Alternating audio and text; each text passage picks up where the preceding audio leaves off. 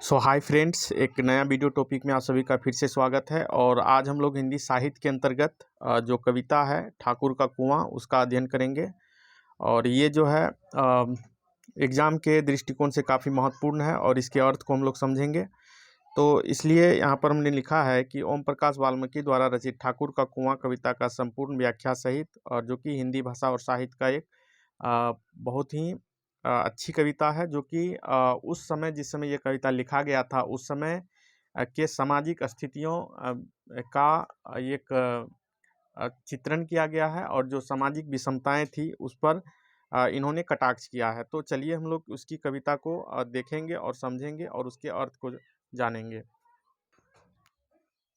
ओम प्रकाश वाल्मीकि द्वारा रचित ये छोटी कविता जो है, इसके संदर्भ में ये कहा जा रहा है कि छोटी कविता अक्सर सोचने के लिए बड़ा कैनवास दे देता है। मतलब छोटी कविता जो होता है वह काफ़ी उसमें जो अर्थ होते हैं वह अर्थ छिपे होते हैं, उसको समझने की ज़रूरत पड़ती है।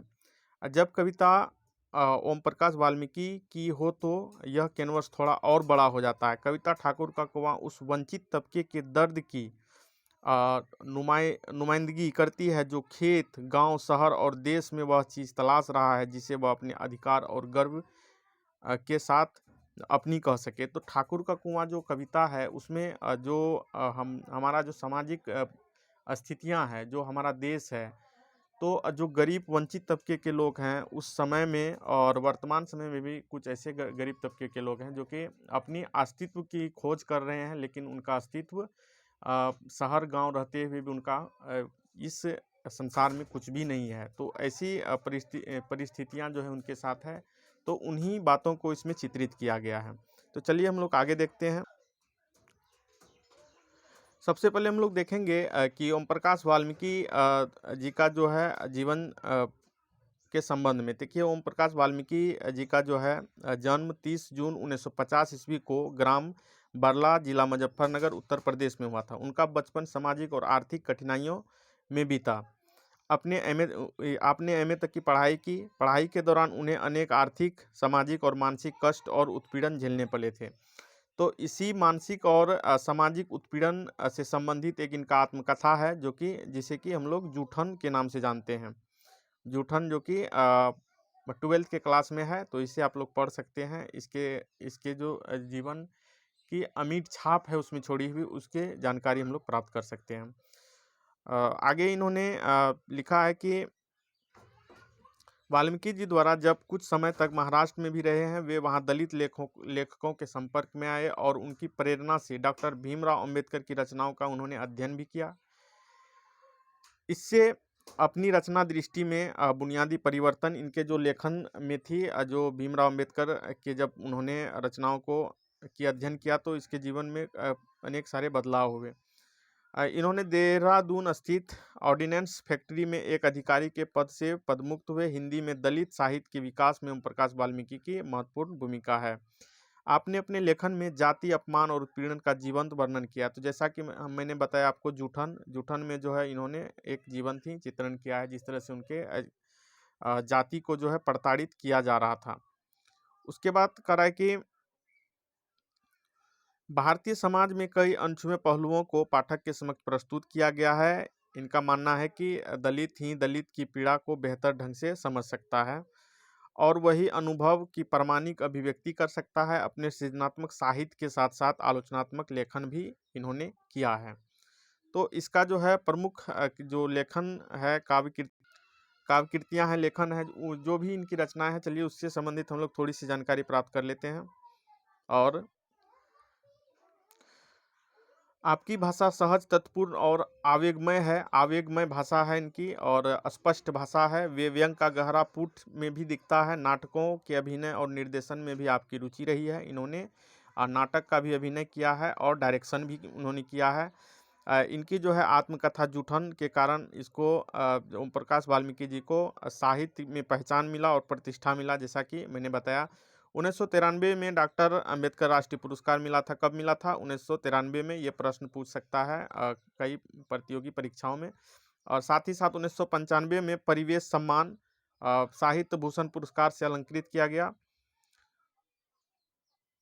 17 नवंबर 2013 को देहरादून में इनका निधन हो गया।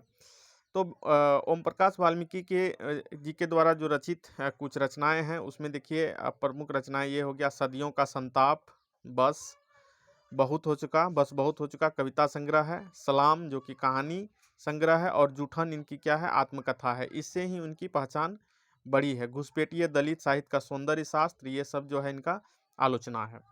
तो ये तो हो गया उनका ओम प्रकाश वाल्मीकि जी का जीवन चित्रण, जो कि इन्होंने अपनी जीवन में किन किन उपलब्धियों को प्राप्त किया। अब हम लोग इनके जो कविता है, जो आज का मुख्य बिंदु है, उसके हम लोग को पढ़ेंगे और समझेंगे। तो चलिए हम लोग देखते हैं आज के कविताओं को।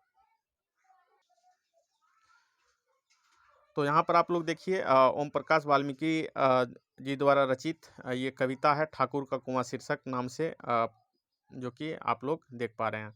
और यहाँ पर हमने इसका जो ओम प्रकाश वाल्मीकि जी है उनका पिक्चर भी लगाया है, ताकि आप लोगों को जो कभी यदि कोई पिक्चर देखकर आपको पहचानने की ज़रूरत पड़े तो आप आसानी से पहचान सकें। तो कविता का शुरुआत होता है करा कि चूल्हा मिट्टी का। चूल्हा किसका है? चूल्हा मिट्टी का। मिट्टी कहाँ का है? तालाब की। तालाब किसका है? ठाकुर का। तालाब किसका? ठाकुर का। अब फिर कह रहा है कि भूख रोटी की। भूख क्या है? रोटी की। रोटी किसकी बनी है? तो बाजरे की। बाजरा खेत का। बाजरा कहाँ का है? खेत का। और खेत किसका है? खेत है ठाकुर का। उसके बाद कह रहा है कि बैल ठाकुर का। बैल किसका? बैल ठाकुर का। हल किसका? तो हल भी ठाकुर का। हल की मूठ पर हथेली अपनी। जो हथेली किसकी है? हल जो चलाते हैं हलवा, वह अब जो हल के जो मूठ रहता है उसको पकड़ करके हल चलाते हैं, तो किसका है? ये हल पर जो है मूठ है, जो जिसको पकड़े हुए हैं, मुट्ठी से बांधे हुए हैं, वह किसका है? एक शोषित वर्ग का। एक शोषित वर्ग का, जो कि गरीब तबके का है, उनका है, जिसका शोषण हो रहा है, या जो गरीब है, जो एक वक्त की रोटी के लिए तरस रहे हैं, जो अपने परिवार के भरण पोषण के लिए ठाकुर के यहाँ काम कर रहे हैं। फिर हल जब फसल कटती है तो फसल किसका होता है? ठाकुर का। उसके बाद फिर अगले पंक्ति में कवि कह रहे हैं कि कुआं ठाकुर का। कुआं किसका? ठाकुर का। पानी भी ठाकुर का। खेत खलिहान ठाकुर का। गली मोहल्ले ठाकुर का। फिर अपना क्या? कवि कह रहे हैं कि फिर अपना क्या है? गांव है, शहर है, देश है। क्या है अपना? मतलब यहाँ पर इस कविता के माध्यम से एक तीखा व्यंग्य किया गया है। ओम प्रकाश वाल्मीकि जी के द्वारा कहा गया है कि जो गरीब हैं, जो शोषित हैं, कहने को उसके लिए कि बहुत सारे चीज़ें हैं उनके लिए, लेकिन सच्चाई में यदि देखा जाए तो उस समय, जिस समय कविता लिखी जा रही थी, उस समय के वर्तमान जो परिस्थितियां थी समाज में, जो विषमताएं थी, वह इस तरह से देखा जा रहा था कि एक विशेष वर्ग का जो है विशेष वर्ग का सभी चीज़ों पर उनका एक अधिकार था, जो कि वर्तमान समय में यदि हम लोग बात करें तो धीरे धीरे वह जो है परिस्थितियां बदल रही है। और आज जो अच्छे तरह से मेहनत कर रहे हैं, आगे बढ़ रहे हैं, बड़े बड़े जो पदों पर जो है नीचे तबके के लोग भी आसीन हैं। और उस समय, जिस समय में ये लिखा जा रहा था कविता, उस समय में सामाजिक विषमताएं देखी जा रही थी, और जो नीचे तबके के लोग थे वह दबाए जा रहे थे, उनका शोषण हो रहा था। तो ये सभी बातें जो हैं इसमें छिपी हुई है। इसीलिए इस कविता के संदर्भ में ये कहा गया है कि जो ओम प्रकाश वाल्मीकि जी के द्वारा जो है छोटी कविता जो है बड़ा कैनवास दे जाता है। तो इस कविता को जब आप लोग पढ़ेंगे तो इसमें बहुत सारे अर्थ आप लोगों को समझने को मिल सकता है। तो आज की इस वीडियो में बस यही बताना था। मैं रंजीत कुमार आप सभी का इस वीडियो टॉपिक में स्वागत करता हूं, और हमारा इस चैनल पर आपको वीडियो कैसा लगा कमेंट ज़रूर कीजिएगा, और सपोर्ट कीजिएगा, ताकि हम आपके प्रोत्साहन से और भी बेहतर कर सकें, और आप लोगों के लिए हिंदी साहित्य का जो है वीडियो लाते रहें, और आप लोगों को मनोरंजन करते हैं। तो आज की इस वीडियो में बस इतना ही। वीडियो कैसा लगा कमेंट ज़रूर कीजिएगा, और इसी तरह से हम हिंदी साहित्य का जो भी रोचक जानकारियां हैं, जो भी अच्छी अच्छी कविताएं हैं, वो आप लोगों के लिए लाते रहेंगे। और साथ ही साथ न्यूज़ तो आप लोग देखते ही हैं। तो आज की इस वीडियो में बस इतना ही। Thank you so much.